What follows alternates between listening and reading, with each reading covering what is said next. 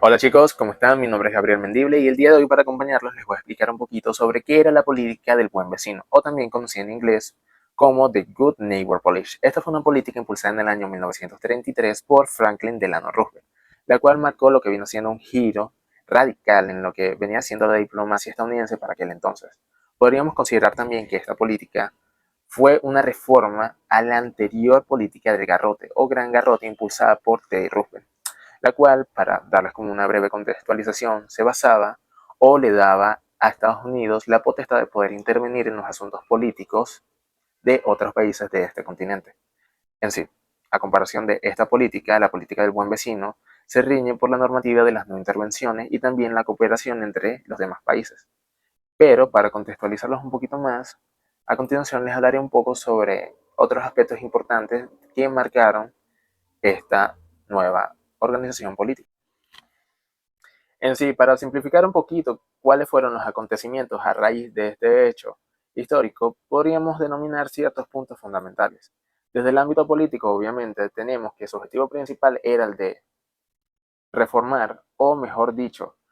contrarrestar este pensamiento, sentimiento anti-estadounidense esparcido por toda América Latina en aquel entonces. Cabe destacar que también estuvo la etapa de las no intervenciones, como ya lo habíamos mencionado antes, donde Estados Unidos se compromete formalmente en el año 1933 en la conferencia de Montevideo a que no va a intervenir en los asuntos internos de otros estados.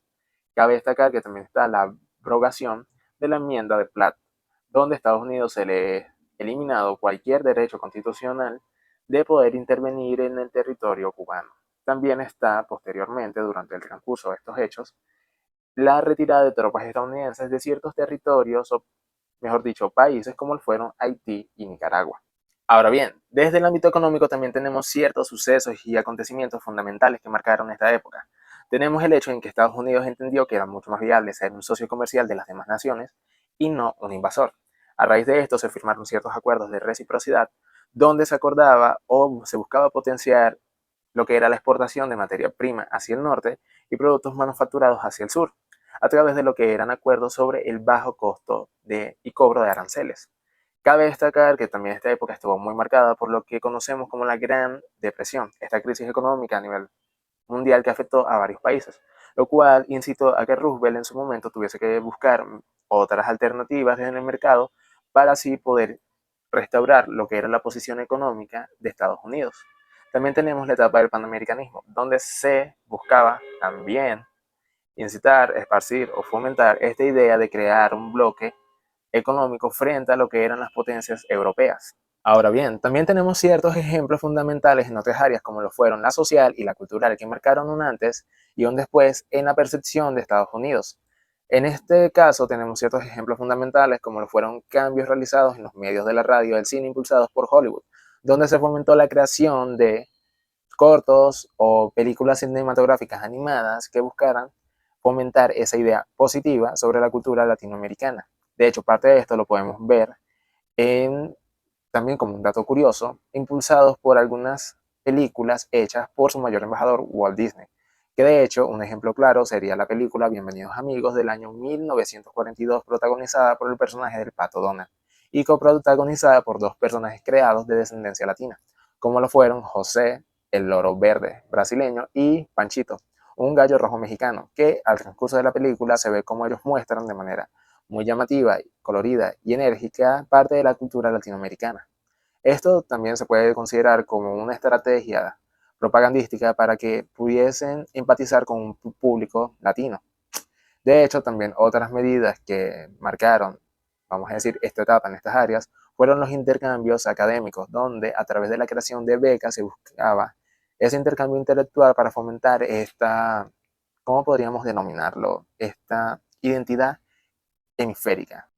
Sin embargo, aunque parte de la historia tal vez pudiese interpretarse o verse desde algún matiz positivo, en realidad es absolutamente todo lo contrario. Si se habrán dado cuenta con todo lo que he dicho hasta ahora, prácticamente era muy, bueno, se podía evidenciar, mejor dicho, que Estados Unidos, con absolutamente cada acción que ejecutaba, tenía detrás ciertos intereses ocultos, como lo cual eran el simple hecho de tener estatus económico o político a nivel mundial, o ganar aliados en caso de cualquier represalia, ya que recordemos que parte de los acontecimientos de este entonces estaban muy marcados